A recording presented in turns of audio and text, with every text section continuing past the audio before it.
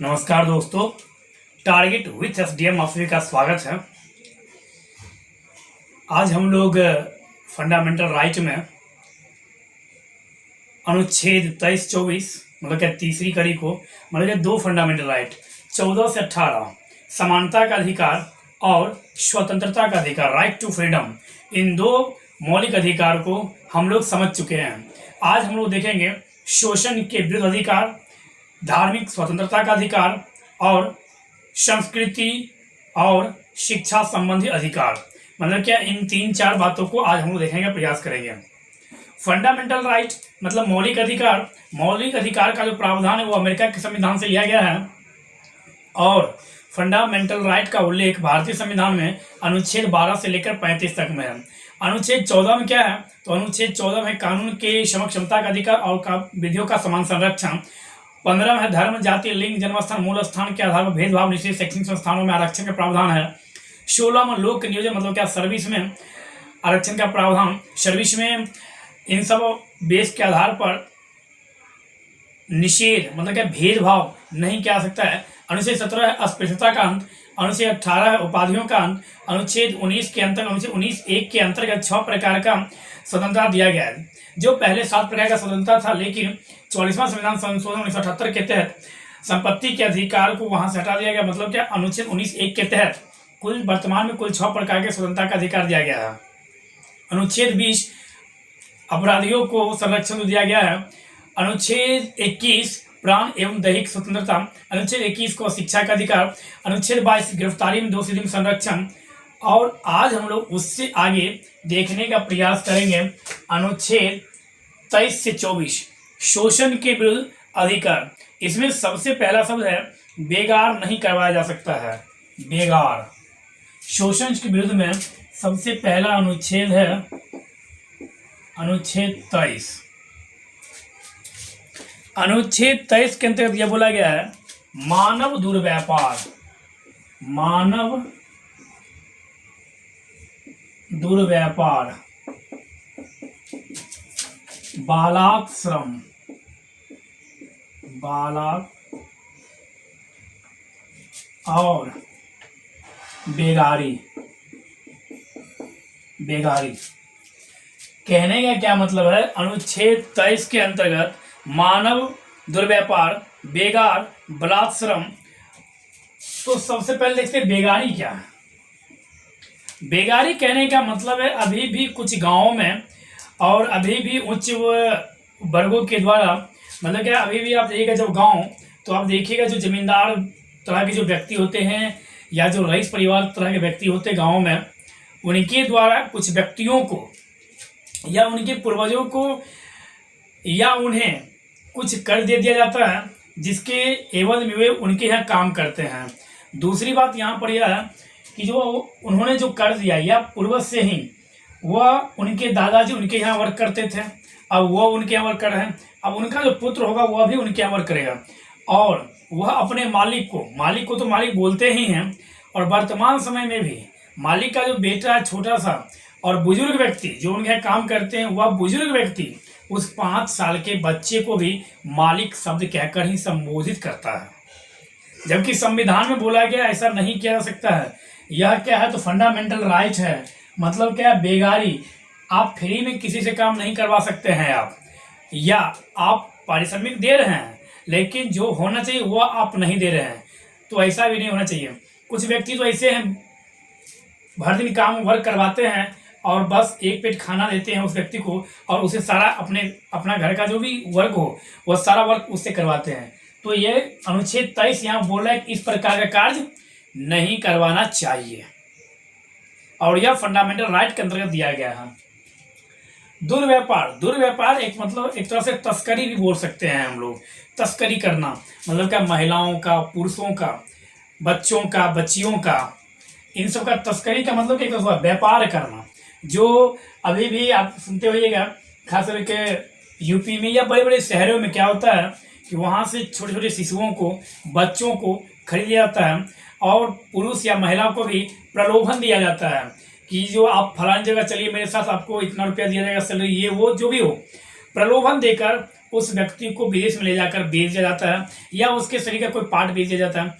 तो इस प्रकार का जो कार्य है यह भी गैर कानूनी है और यह फंडामेंटल राइट में दिया गया है। दुर्व्यापार, मानव का दुर्व्यापार, एक तरह से मानव का तस्करी करना और दुर्व्यापार सब में ही पुरुष, महिला एवं बच्चों का जो सामान है वह भी खरीद फरोख्त, वह भी गैर कानूनी है। इसी के तहत वेश्यावृत्ति भी आता है और इसी में दासी, देवदासी, ये सब किसके अंतर्गत आता है? तो दुर्व्यापार में, एज ए तस्करी में। कौन कौन? तो पुरुष, महिला, बच्चा, दासी, देवदासी और वेश्यावृत्ति जो है वह भी इसी के अंतर्गत, मानव दुर्व्यापार के अंतर्गत आता है। अनुच्छेद किसके अंतर्गत? तो अनुच्छेद 23 के अंतर्गत इन सभी बातों का चर्चा किया गया है, जिसके अंतर्गत यह बोला गया है कि जो इन सब के लिए यह सब तरह का यदि कोई व्यक्ति वर्क करता है या इस तरह का वर्क करवाता है या कोई व्यक्ति इस तरह का कार्य करता है तो वह व्यक्ति फंडामेंटल राइट का मतलब क्या, संविधान के अनुकूल कार्य नहीं करता है। तो इसके लिए कुछ कानून बने हुए हैं, उस कानून को हम लोग देख लेते कौन सा कानून है। तो सबसे पहला कानून है अनैतिक दुर्व्यापार अधिनियम। अनैतिक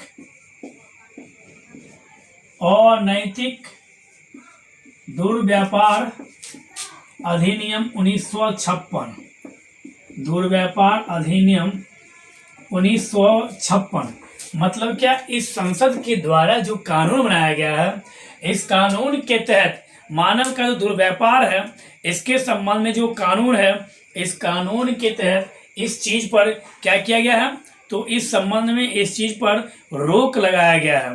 बंधुआ मजदूरी व्यवस्था अधिनियम 1976। बंधुआ मजदूरी व्यवस्था अधिनियम, बंधुआ मजदूरी व्यवस्था अधिनियम 1976। यह बेगारी पर, इसके लिए यह कानून बनाया गया और दुर्व्यापार के लिए यह कानून बनाया गया संसद के द्वारा, जिसके तहत व्यक्तियों के खिलाफ कार्रवाई की जाती है। तो अनुच्छेद 23 हमें यह बोल रहा है मानव का तस्करी, दुर्व्यापार, बालात और बेगारी यह सब हम नहीं करवाएंगे। अब हम लोग देखते हैं इससे आगे। अनुच्छेद 24 के अंतर्गत यह कहा जाता है कि 14 वर्ष से कम आयु, 14 वर्ष से कम आयु के बच्चों को इस प्रकार के या इस प्रकार का वर्क नहीं करवाया जा सकता। किस प्रकार का? तो फैक्ट्री में, खान में और जोखिम भरे काम 14 वर्ष से कम आयु वर्ग के बच्चों को किसी भी फैक्ट्री में वर्क नहीं किया जा सकता है। उनसे माइंस में मतलब कि खान में वर्क नहीं करवाया जा सकता है। उनसे जोखिम भरा जो काम है, जैसे मान लीजिए माचिस की फैक्ट्री में, पटाखा की फैक्ट्री में, माचिस कंपनी में, पटाखा फैक्ट्री में, पीतल बनाने कंपनी में, ताला बनाने कंपनी में, मतलब जो भी हार्ड वर्क है वह वर्क और जोखिम भरा जो वर्क है या जिस वर्क से शारीरिक जो वृद्धि है वह उससे प्रभावित पड़ रहा है, या प्लास्टिक के किसी फैक्ट्री में, इससे क्या हो कि न्यू जनरेशन जो 14 वर्ष से जो कम आयु जो बच्चे होते हैं वही तो देश के भविष्य होते हैं। तो उनके स्वास्थ्य का ख्याल रखते हुए, ध्यान में रखते हुए इन सब चीज़ों का चर्चा किया गया कि किसी भी फैक्ट्री में, किसी भी खान में, किसी भी जोखिम भरे वर्क में 14 वर्ष से कम आयु वर्ग के किसी भी बच्चा से वर्क नहीं करवाया जाएगा।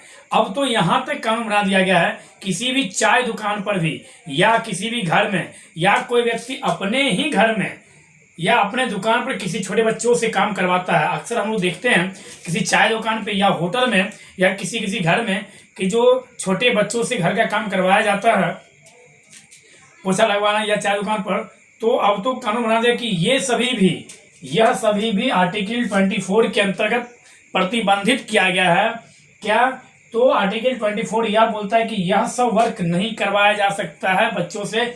इससे बच्चों का मानसिक वृद्धि जो है वह रुकता है, मतलब कि उसकी सोचने की क्षमता होती है वह उससे प्रभावित होता है, उसका शारीरिक विकास है वह प्रभावित होता है।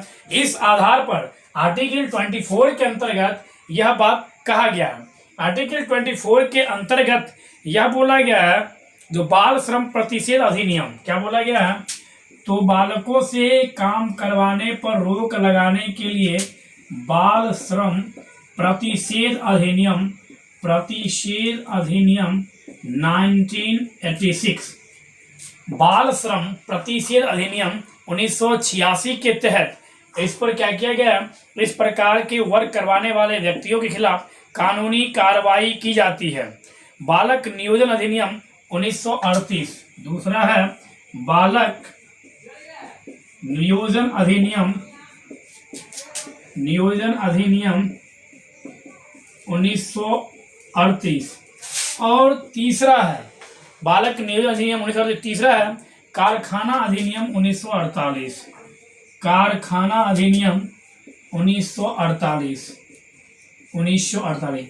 यह सब आपको सिर्फ वर्ष याद रखना है कम से कम। मतलब क्या, अनुच्छेद 24 के अंतर्गत जो पाबंदी लगाया जाता है, जो प्रतिषेध लगाया जाता है, वह किस कानून के तहत, तो कानून है बालक श्रम प्रतिषेध अधिनियम 1986, बालक नियोजन अधिनियम 1938 और कारखाना अधिनियम 1948। इसके तहत मतलब क्या, संसद के द्वारा यह 3 कानून बनाया गया है, जिससे इस कानून के तहत इस प्रकार का जो व्यक्ति कहीं वर्क करवा रहा है, या कोई बच्चा किसी होटल में या किसी फैक्ट्री में या किसी कोई जोखिम भरे काम कर रहा है, तो उसके खिलाफ कार्रवाई किया जाएगा, उस फैक्ट्री के मालिक के खिलाफ, उस खाने के मालिक के खिलाफ, या उस जोखिम वाले जो वर्क जो करवा रहा है उसके खिलाफ इस कानून के तहत सजा दी जाएगी या कार्रवाई की जाएगी इस कानून के तहत। इस बात का चर्चा किया गया है अनुच्छेद 24 के अंतर्गत। अब हम लोग देखेंगे आगे, धार्मिक स्वतंत्रता का अधिकार। धार्मिक स्वतंत्रता का जो अधिकार है उसका चर्चा भारतीय संविधान में, फंडामेंटल राइट में अनुच्छेद 25 से लेकर 28 तक में किया गया है। धार्मिक स्वतंत्रता का अधिकार, जिसके तहत अनुच्छेद 25 के तहत यह बतलाया गया है, सबसे पहली बात अपने अपने धर्मों के, मतलब क्या कह सकते हैं, अनुच्छेद 25 के तहत कुल 4 प्रकार का राइट दिया गया है। अनुच्छेद 25 के तहत कुल 4 प्रकार का अधिकार दिया गया है, यह हम बोल सकते हैं। सबसे पहला अंतःकरण, या जिसको हम लोग चेतना बोल सकते हैं, अंतःकरण की स्वतंत्रता। दूसरा बोला गया है आचरण करने की स्वतंत्रता, आचरण करने की स्वतंत्रता। अनुच्छेद 25 के तहत यह बोला गया है अपने अपने धर्म को मानने, प्रचार प्रसार करने की स्वतंत्रता, धर्म के लिए बनाए गए आचरण करने की स्वतंत्रता, और अंतःकरण की स्वतंत्रता, और अंतःकरण की स्वतंत्रता। मानने की स्वतंत्रता, मानने की स्वतंत्रता, और प्रचार करने की स्वतंत्रता। तो आज कुछ टेक्निकल प्रॉब्लम है, जिसके कारण आपको हम बार बार नहीं दिख पा रहे हैं, तो आप लोग मेरी बातों को सुने। हम प्रयास कर रहे हैं इस चीज़ को सुधारने का। तो देख रहे हैं अनुच्छेद 25। अनुच्छेद 25 के अंतर्गत धार्मिक स्वतंत्रता का चर्चा किया गया है, जिसके अंतर्गत 4 प्रकार की स्वतंत्रता का व्याख्या किया गया है।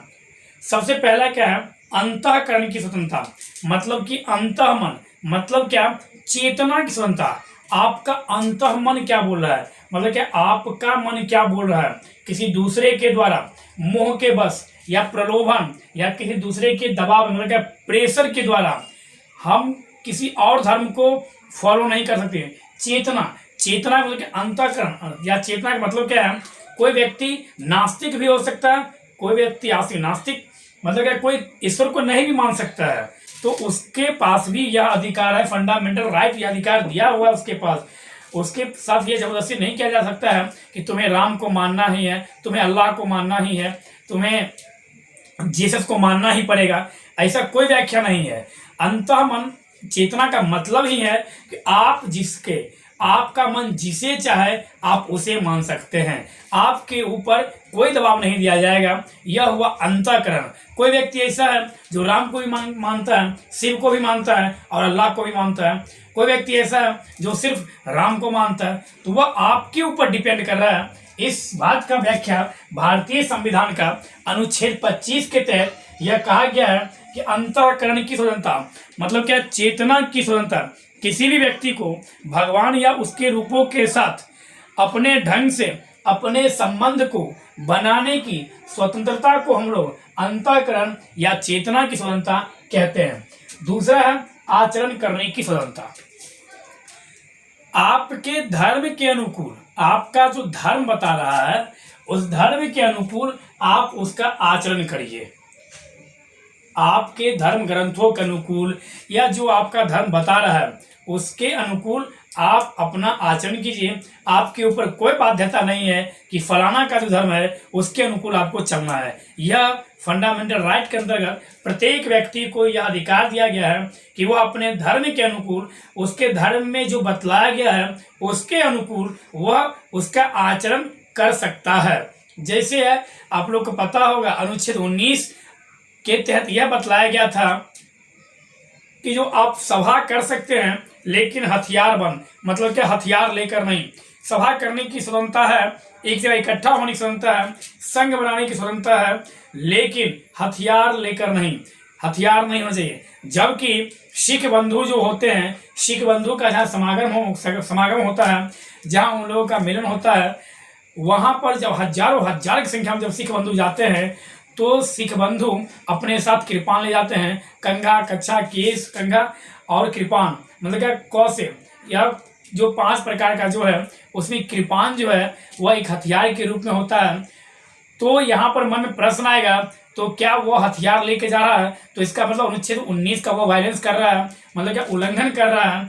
तो स्पष्ट समझ लीजिए इस बात को, सिख बंधु अनुच्छेद 19 का उल्लंघन नहीं करता है। सिख बंधु अनुच्छेद 25 को फॉलो करता है, क्योंकि अनुच्छेद 25 के तहत यह बोल रहा है आचरण करने की स्वतंत्रता। मतलब क्या, सिख बंधु को उनके धर्म के अनुकूल कृपान रखना यह बतलाया गया है। और अनुच्छेद 25 यही बोलता है कि आपका जो धर्म है उस धर्म के धर्म ग्रंथ के अनुसार जो आपको बतलाया गया है उसके अनुसार आप अपना आचरण कीजिए। तो सिख बंधु जो कृपान रखते हैं वह अनुच्छेद 19 का उल्लंघन नहीं करते हैं, वह अनुच्छेद 25 के तहत वह कृपान रख सकते हैं।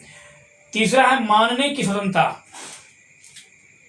आपके पास यह अधिकार है, आपका यह अपना मौलिक अधिकार है, आपका यह अपना मन है जो आप किस धर्म को फॉलो करना चाहते हैं। आपके ऊपर कोई प्रेशर नहीं है, लेकिन प्रलोभन देकर या दबाव में आकर यदि आप किसी दूसरे धर्म को मानते हैं या आप अपनाते हैं तो यहाँ पर राज्य के द्वारा प्रतिबंधित किया जा सकता है। लेकिन प्रलोभन नहीं है, कोई दबाव नहीं है, और आपको अपना मन है कि हमें किसे मानना है, तो इसकी स्वतंत्रता आपको भारतीय संविधान के अनुसार दी गई है। चौथा जो है 25 का 4, उसमें प्रचार प्रसार करने की स्वतंत्रता। आप अपने धर्म का, आप जिस धर्म को फॉलो कर रहे हैं उस धर्म का आप प्रचार प्रसार बृहद स्तर पर आप कर सकते हैं। जिस भी ढंग से हो आपको प्रचार प्रसार करने की स्वतंत्रता है। अपने धर्म से संबंधित आप प्रचार प्रसार कर सकते हैं। यह आपका मौलिक अधिकार दिया गया है कि आप अपने धर्म का प्रचार प्रसार करने की स्वतंत्रता। तो हम लोग देखिए अनुच्छेद 25 के तहत कुल 4 प्रकार की स्वतंत्रता का चर्चा किया गया है, जिसमें है क्या, प्रचार प्रसार। अपने धार्मिक आस्थाओं को या अन्य रूप से आप प्रचार प्रसार करना चाहते हैं या अपने सिद्धांतों को प्रकट करना चाहते हैं तो आप इसको प्रकट कर सकते हैं। लेकिन यह जो प्रचार प्रसार करने का जो अधिकार है यह आप जबरदस्ती नहीं कर सकते हैं। और इसमें आपको याद रखना है, जैसे यह स्वतंत्रता देती है अनुच्छेद 25-28, उसी प्रकार से कुछ यह प्रतिबंधित भी करती है। मतलब क्या, पब्लिक ऑर्डर, एक तरह से लोक व्यवस्था, मॉरलिटी मतलब क्या, सदाचार, और हेल्थ एज ए स्वास्थ्य, इन सबको ध्यान में रखकर आपको यह सब कार्य करना। मतलब क्या, धार्मिक स्वतंत्रता का चर्चा अनुच्छेद 25 से 28 तक में दिया गया है। इसके तहत 3 प्रकार से राज्य प्रतिबंधित भी कर सकता है, यह भी आपको याद रखना है। किस प्रकार से? तो पब्लिक ऑर्डर, लोक व्यवस्था का यदि आप नुकसान कर रहे हैं तो इसके तहत आपको किया जा सकता है। दूसरी बात, यदि आप सदाचार का उल्लंघन करने का, सदाचार को आप नुकसान पहुंचा रहे हैं तो आपको राज्य प्रतिबंधित कर सकता है। तीसरी बात, स्वास्थ्य पर यदि प्रभाव पड़ रहा है इससे, तो वह क्या कर सकता है? प्रतिबंधित कर सकता है। जैन धर्म में एक सिंधरा, एक परंपरा है जिसके अंतर्गत जैनिज्म जो होते हैं उनके अनुयायी, वह जब बुजुर्ग होते हैं तो वह अपने शरीर को त्याग करने के लिए भोजन, अन्न, पानी का वह त्याग कर देते हैं और वह समाधि लेते हैं। तो यहाँ पर यह बोला गया कि यह तो क्या कर रहे हैं, यह तो मौत को न्योता दे रहे हैं, मतलब क्या, मौत को बुला रहे हैं। जबकि अनुच्छेद 21 बोला है प्राण एवं दैहिक स्वतंत्रता, मतलब क्या, मरने की स्वतंत्रता तो नहीं दी गई है, तो फिर ये जो मर रहे हैं ये तो उल्लंघन कर रहे हैं। तो यहाँ पर सुप्रीम कोर्ट द्वारा बोला गया है कि यह जो है जैन धर्म का यह आचरण है, उनका यह परंपरा है और आचरण करने की स्वतंत्रता, अपने धर्म के अनुकूल आचरण करने की स्वतंत्रता प्रत्येक व्यक्ति के पास यह है। तो इस कारण से यह अनुच्छेद 21 का उल्लंघन नहीं कर रहा है। यह जो कार्य कर रहा है जैनिज्म में जो दिया गया है, यह अनुच्छेद 25 के अंतर्गत यह व्यक्ति या यह वर्ग कर रहा है। अब हम देखते हैं अनुच्छेद 26। तो अनुच्छेद 25 में क्या है? अंतःकरण की स्वतंत्रता, आचरण करने की स्वतंत्रता, मानने की स्वतंत्रता और प्रचार प्रसार करने की स्वतंत्रता। अनुच्छेद 26 बोलता है प्रबंध करने की स्वतंत्रता। मतलब क्या, जैसे ही आप यह सब वर्क कर लिए, करेक्शन जोड़ लीजिए, तो इसके लिए आप अपने धर्म के लिए प्रबंध और उसका प्रबंधन करने की स्वतंत्रता आपके पास है। तो अब हम देखते हैं अनुच्छेद 26। अनुच्छेद 26 धार्मिक कार्यों की प्रबंध की स्वतंत्रता। मतलब क्या, सबसे पहला था 25, तो वह था आपका अपना धर्म का आचार प्रचार करना। अब 26 बोल रहा है जिसका प्रचार प्रसार किए, अब आप उसकी स्थापना करेंगे। बस मतलब हम जोड़ रहे हैं एक सीक्वेंस में। तो ये 26 बोल रहा है कि धार्मिक कार्यों की प्रबंधन या प्रबंध की स्वतंत्रता, जिसके अंतर्गत है अपने अपने धार्मिक स्थलों को स्थापित करने की स्वतंत्रता। जैसे मान लीजिए अभी कोरोना का काल चल रहा है एक, मतलब और चल भी रहा, तो इसमें आप एक दान पेटी लेके बैठ गए कहीं पे और यह हिंदू धर्म के नियम के या हिंदू धर्म की ओर से इसमें दान दीजिए आप लोग, और इस दान पेटी में जो भी होगा, मतलब इस दान से एक कोरोना के मरीज के लिए एक अस्पताल बनाया जाएगा या कुछ भी हो, इस तरह से ये बनाया जाएगा। तो उनसे 26 बोल रहा है कि धार्मिक कार्यों की संस्था अपने अपने धर्म से अपने अपने धार्मिक स्थलों को स्थापित करने की स्वतंत्रता। और अनुच्छेद 26 का 2 बोल रहा है प्रबंध करने की स्वतंत्रता। मतलब क्या, अनुच्छेद 26 में 4 प्रकार की स्वतंत्रता दी गई है। सबसे पहली स्वतंत्रता है कि अपने अपने धर्मों को, धार्मिक स्थलों की स्थापित करना। दूसरा, उसका प्रबंध करना। तीसरा है जंगम या स्थावर संपत्ति को अर्जित करना। जंगम मतलब चल संपत्ति, स्थावर मतलब अचल संपत्ति। चल और अचल संपत्ति को अर्जित करने का अधिकार अनुच्छेद 26 के तहत, फंडामेंटल राइट अनुच्छेद 26 के तहत जो तीसरा अधिकार है 26 के तहत, वह दिया गया है। अपने अपने धर्मों से संबंधित चल व अचल संपत्ति आप अर्जित कर सकते हैं। उनका समुचित उपयोग, मतलब क्या, जो सबसे पहले तो हम स्थापित करेंगे, उसके बाद उसका प्रबंधन करेंगे, उसके बाद उससे हम संपत्ति अर्जित करेंगे, और उसके बाद जो संपत्ति हम अर्जित करेंगे उसका समुचित उपयोग, जो वैधानिक उपयोग है, वह भी हम करेंगे। तो वही बोला है उनका समुचित उपयोग करने का अधिकार है। तो अनुच्छेद 26 के तहत धार्मिक कार्यों की प्रबंध करने की स्वतंत्रता है। अब हम लोग देखेंगे अनुच्छेद 27 के तहत क्या बोला गया है। अनुच्छेद 27 के तहत यह बोल रहा है कि धर्म के नाम पर सरकार किसी भी व्यक्ति से टैक्स वसूल नहीं सकता है। और टैक्स मतलब क्या, जैसे अभी मान लीजिए राम मंदिर बन रहा है, तो भारत सरकार यह नहीं कह सकती है कि राम मंदिर बन रहा है। भारत सरकार हम बोल रहे हैं, व्यक्ति विशेष अलग चीज़ है। ट्रस्टी बोल सकते हैं, लेकिन भारत सरकार यह नहीं बोलेगी कि राम मंदिर बन रहा है उसके लिए आप सभी व्यक्ति को टैक्स देना होगा। मतलब क्या, सरकार टैक्स जो है वह किसी एक विशेष धर्म को बढ़ावा देने के लिए नहीं ले सकती है, यह ध्यान देना है हमें। अनुच्छेद 27 के अंतर्गत, अनुच्छेद 28 के अंतर्गत यह कहा गया, धार्मिक शिक्षा में उपस्थित होने की स्वतंत्रता। मतलब क्या, पूर्णतः राज्य से पोषित जो संस्थान है उसमें या उसके अंतर्गत किसी भी व्यक्ति को किसी भी धार्मिक शिक्षा देने के लिए बाध्य नहीं किया जाएगा। मतलब क्या, पूर्णतः जो सरकारी जो स्कूल है या सामान्य शिक्षण संस्थान है उसमें किसी भी धर्म की शिक्षा नहीं दी जाएगी सामान्य रूप से। इसके तहत यह है कि विशेष उद्देश्य से यदि राज्य के द्वारा पूर्णतः पोषित है, लेकिन उसका जो स्थापना हुआ है उस संस्थान का उसका उद्देश्य ही है धार्मिक शिक्षा देना, तो वहां दिया जा सकता है। लेकिन सामान्य शिक्षण संस्थानों में किसी भी व्यक्ति को धार्मिक शिक्षा देने का धार्मिक शिक्षा में उपस्थित होने की स्वतंत्रता है। मतलब यह बोल रहा है, जैसे मान लीजिए किसी स्कूल में आप पढ़ाई कर रहे हैं या मान के लीजिए पढ़े होंगे, तो आप देखते होइएगा जब हिंदी की क्लास होती थी हाई स्कूल में, तो जो हमारे मुस्लिम बंधु होते थे वो निकल जाते थे, और जब उर्दू की जब घंटी हो रही थी तो हम लोग क्लास से निकल जाते थे।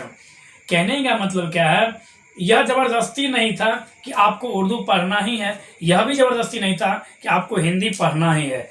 मतलब क्या, किसी भी व्यक्ति को यह बाध्य नहीं किया जा सकता है कि उसे इस धर्म की जो पढ़ाई चल रही है, सॉरी संस्कृत, तो आपको संस्कृत पढ़ना ही होगा, ऐसा कोई नहीं है। उसमें उसकी उपस्थिति होने की स्वतंत्रता है, वो उपस्थित हो तो भी ठीक, नहीं हो तो भी ठीक। यदि अवयस्क है, यदि व्यक्ति अवयस्क है तो उसके गार्जियन की अनुमति से वह बच्चा या वह व्यक्ति उपस्थित हो सकता है, लेकिन उसे बाध्य नहीं किया जा सकता है। तो अनुच्छेद 28 यही बोलता है कि धार्मिक शिक्षा में उपस्थित होने की स्वतंत्रता। तो धार्मिक स्वतंत्रता का जो अधिकार है 25 से 28 तक में, जैसे यह अनुच्छेद स्वतंत्रता का अधिकार दे रहा है, उसी प्रकार से इसी अनुच्छेद के अंतर्गत प्रतिबंध भी लगाया गया है। 3 प्रकार से प्रतिबंध लगाया गया। उसे 25 में भी वही 3 प्रकार है, 26 में भी 3 प्रकार है, 27 में भी और 28 में भी। कौन? तो पब्लिक ऑर्डर, मतलब क्या, लोक प्रशासन या लोक व्यवस्था का नुकसान नहीं होना चाहिए। इन सभी इस धार्मिक स्वतंत्रता के अंदर जितनी भी स्वतंत्रता दी गई है, उन सभी स्वतंत्रता में से किसी भी स्वतंत्रता के द्वारा लोक व्यवस्था का नुकसान नहीं होना चाहिए, सदाचार मोरलिटी का नुकसान नहीं होना चाहिए, और स्वास्थ्य का नुकसान नहीं होना चाहिए। स्वास्थ्य का नुकसान नहीं, मतलब क्या, हेल्थ का नुकसान नहीं होना चाहिए। यदि इसमें से किसी भी रूल का यदि उल्लंघन हो रहा है या नुकसान हो रहा है तो राज्य आपके इस स्वतंत्रता पर प्रतिबंध लगा सकता है। यह बात हमें याद रखना है। कौन सा 3 कंडीशन दिया प्रतिबंधित करने का, बाध्य करने का? मतलब क्या, यह जो स्वतंत्रता दिया गया है यह सब स्वतंत्रता निर्बाध्य नहीं है। निर्बाध्य का मतलब क्या, इसके ऊपर भी प्रतिबंध लगाया जा सकता है, इसके ऊपर भी सीमा बंधित है।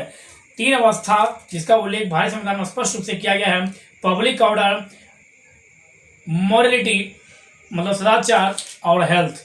तो आज हम लोग भारतीय संविधान में फंडामेंटल राइट में 25 से लेकर 23, 24, 25, 26, 27, 28 इन 2 प्रमुख फंडामेंटल राइट को हम लोग देखें।